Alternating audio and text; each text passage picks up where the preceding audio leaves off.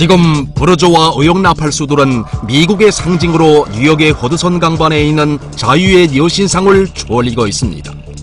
허나 자유와 민주주의를 설교하는 이 기만적인 자유의 여신상 아래에는 이 지구상 가장 어둡고 침침한 인권 폐허지대가 펼쳐져 있습니다. 세계의 인권재판관으로 자처하며 말끝마다 우리나라를 비롯한 여러 나라들의 인권 문제에 대해 요란스럽게 떠들어대는 미국. 과연 미국이 인권에 대해 말할 자격과 체면이 있는가?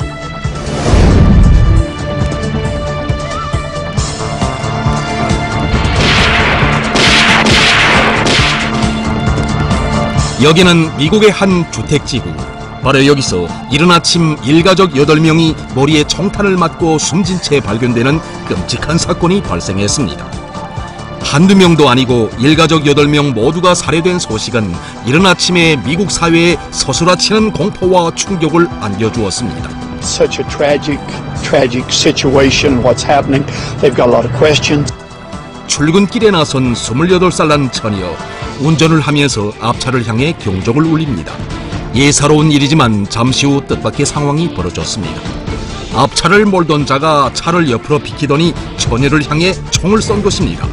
처녀는 곧 병원으로 옮겨져 다행히 목숨은 건졌지만 총을 쏜 자는 그대로 달아나 버리고 말았습니다. 운전 중 별찮은 일로 화를 내며 죽일 내기로 벌려놓는 이와 같은 폭력 싸움이 미국 전역에서 하루에도 수백 건씩 발생하고 있으니 미국에서는 그가 누구이든 어느 곳에서나 절대로 안전할 수가 없습니다. 네바다주에서는 40대 주부가 총에 맞아 숨졌습니다. 그건 이유인즉 운전을 위험하게 하며 앞지르는 19살 난 이웃 청년을 꾸짖은 것뿐인데 그 청년이 그날 밤 집을 찾아와 주부에게 총을 쏜 것입니다. 인간에 대한 가장 초보적인 윤리도 도덕도 찾아볼 수 없는 인권 범죄 왕국 미국. 이번에는 엄마가 자기의 두 딸을 총으로 쏴 죽이는 비극적인 사태가 벌어집니다. 두 딸의 아버지의 생일날 딸들과 티각태각 말다툼을 하던 엄마가 갑자기 아이들을 향해 총을 겨누었습니다. 남편이 말렸지만 아내는 22살과 17살 난 두 딸을 총으로 쏴 숨지게 했습니다. 범인은 출동한 경찰로부터 총을 내려놓으라는 명령을 받았지만 거부했고 그 자리에서 사살됐습니다. 그런가 하면 13살짜리 아이가 장탄된 총을 가지고 놀다가 4살짜리 동생의 머리를 쏴 숨지게 하는 등 끔찍한 총격 사건들이 연이어 발생해서 세상을 경악해 했습니다. 세계 최대의 총기류 범죄국가 미국에서는 총기류에 의한 살인이 가을날의 바람이 한 번 스친 것만큼이나 예사로운 일인 것입니다. 미국의 CNN이 보도한 것처럼 2001년부터 2013년 사이 테러에 의한 사망자 수는 9.11 테러를 포함해서 총 3,380명인데 반면 같은 기간 동안 각종 총기 범죄로 인한 사망자는 무려 그것의 100배가 넘는 406만 6,496명이었다고 합니다. 연평균 3만 명 이상이 총에 의해 목숨을 잃고 있고 올해만 해도 민간인 505명이 경찰의 총격에 사망한 것으로 집계됐다고 합니다. 너를 죽여야 내가 산다는 약육강식의 생존 논리. 마음대로 총을 가지고 다니며 마음대로 사람을 죽이는 것이 자유로 정당화되는 미국식 민주주의.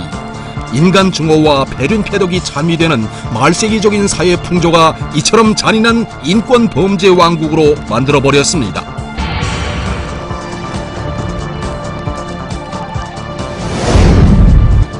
또한 악명 높은 미중앙 정보국의 고문 기술이 공개돼서 잔악한 인권 유린 만행의 실상이 만천하에 드러났습니다. 문제는 9.11 테러 이후 대통령이 직접 승인한 고문이라는 것입니다. 물고문입니다. 인간에게 더는 참을 수 없을 정도의 고통을 주는 야수적인 고문 방법입니다. 이 끔찍한 고문도 하얀 방 고문에 비하면 아무것도 아닙니다. 잔혹한 살인마의 기질이 역력한 고문 방법들은 용의자를 완전히 통제할 수 있는 고문법이라고 미중앙 정보국의 요란한 평가까지 받았다고 합니다. 이 야수적인 고문 만행은 미국 사회 내부에서도 큰 충격을 불러일으키고 있습니다. 대표적 실례로 스스로 목숨을 끊은 22살의 한 흑인 청년은 16살 때인 2010년에 가방을 훔쳤다는 죄명을 쓰고 체포돼 가혹하기로 소문난 뉴욕시의 한 교도소에 수감되었습니다. 가난한 가족은 보석금 $3,000를 마련하지 못해 그는 보석으로도 풀려나올 수 없었습니다. 검사는 유죄를 인정하면 형량을 줄여주겠다고 제의했지만 청년은 끝까지 자기의 결백을 주장했습니다. 때문에 그는 3년간에 걸친 수감 생활 중 근 2년을 독방에 갇혀 지내며 교도관들과 다른 범인들로부터 반복적으로 구타를 당했다고 합니다.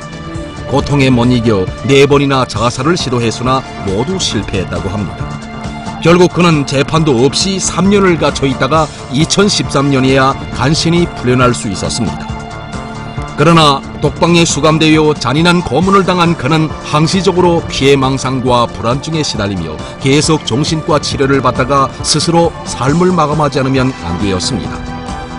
바로 미국식 인권과 민주주의가 가져다준 비참한 죽음이었습니다. 인종과 피부색이 다르다고 해서 혹심한 차별과 인간 이하의 멸시를 당하고 그것 때문에 언제 어디서 날아오는 총탄에 맞아 죽을지 몰라 암담한 자기들의 신세를 한탄해야만 하는 인권유린의 왕국이 바로 미국입니다.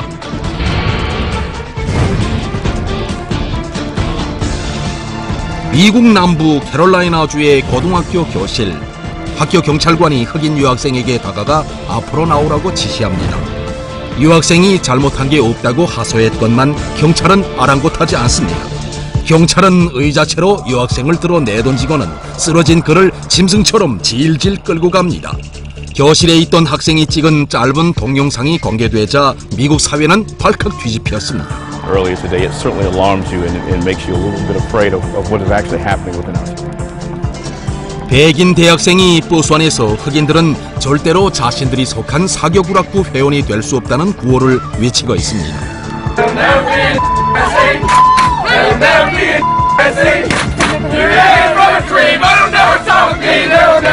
Racism is still alive and well on campus. Just because you're not black or you're not a part of the group doesn't mean it doesn't happen. Mostly people that's outside of the group feel just an individualized incident. This happens every 28 hours. A black person is killed by police every 28 hours in America. 이것은 인종차별 정책이 극도에 달하고 인간에 대한 인간의 증오가 사회에 만연된 미국에서만 볼 수 있는 인권유린 참사인 것입니다. 또 다른 살인 현장입니다. 대상이 손에 든 것을 전기 충격기로 착각한 전직 경찰 출신 예비 경관이 권총을 발사하는 바람에 벌어진 사건입니다. 진상조사에 나선 경찰이 위기 상황에서 실수로 총을 쏜 단순 사고라고 사건을 일축하자 유가족이 강력히 반발했습니다. 유가족 측은 흑인 용의자를 겨냥한 의도적인 총격 가능성도 배제할 수 없다면서 철저한 진상규명을 요구했습니다. 달아나는 흑인 남성에게 실탄 8발을 발사한 백인 경찰관. 쓰러진 흑인에게 다가가서 수갑부터 채웁니다. 서둘러 총을 쏜 자리로 돌아가더니 전기 충격기를 바닥에 내려놓습니다. 잠시 후 현장에 다른 경찰도 도착했지만 피해자에 대한 응급처치 생각은 꼬물 만큼도 없습니다. 사회 질서를 바로잡고 범죄를 막아야 할 경찰들에 의해 이런 소름 끼치는 살인이 마구 감행되는 것이 미국에서는 그저 보통의 일입니다. What if there was no video? What if there was no witness or hero, as I call him, to come forward? Then this wouldn't have happened. 최근 10년간 경찰관의 총격으로 수천 명이 숨졌지만 기소된 경찰은 54명에 불과하다는 조사 결과가 보여주듯이 미국이야말로 흑인들에게는 죽음의 생지역입니다. 또 10대 흑인 청년에게 무려 16발이나 총탄을 퍼부어 숨지게 한 시카고 경찰과 비무장 흑인을 등 뒤에서 사살한 남부 캐롤라이나 백인 경관. 이 두 사건을 담은 동영상이 공개되면서 걸물대로 걸문 인종차별 정책을 반대하는 대규모 시위가 격렬하게 벌어졌습니다.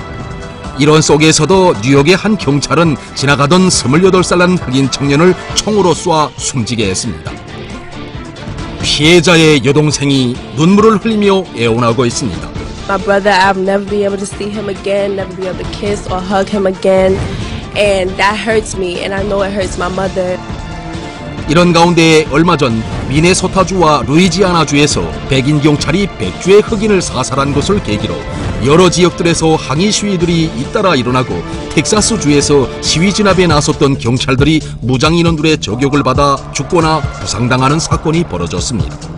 시위자들과 백인 경찰들 사이에 팽팽한 긴장이 고조되고 사태는 심각한 인종 간 대립을 격화시키고 있습니다.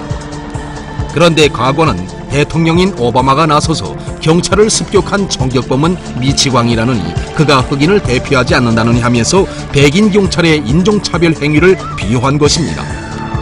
이처럼 정부의 직접적인 묵인 조장하에 인종차별을 비롯한 각종 인권유린 행위들이 난무하는 미국이야말로 최악의 인권유린국, 세계 최대의 인권 불모지입니다. 총기류에 의한 인권유린 범죄, 검은으로 인한 인권말살 범죄, 날로 심각해지는 인종차별 정책과 같이 온갖 인권 문제로 미국이라는 너절한 몸뚱이는 처참하게 썩어가고 있습니다. 이런 인권유린의 왕초 깡패국가 미국이 국제무대에서 인권재판관 행세를 한다는 것 자체가 인간의 참된 권리와 진정한 평화를 바라는 인류에 대한 엄중한 우롱이며 도전이 아닐 수 없습니다. 세인이 진정으로 인권에 대해 논하려거든 최악의 인권유린 행위를 일삼고 있는 인권범죄왕국 미국의 참담한 현실부터 논해야 할 것이며 참혹한 인권의 폐허지대를 만든 미국의 집권 세력부터 인권재판정의 피고석에 끌어내야 할 것입니다.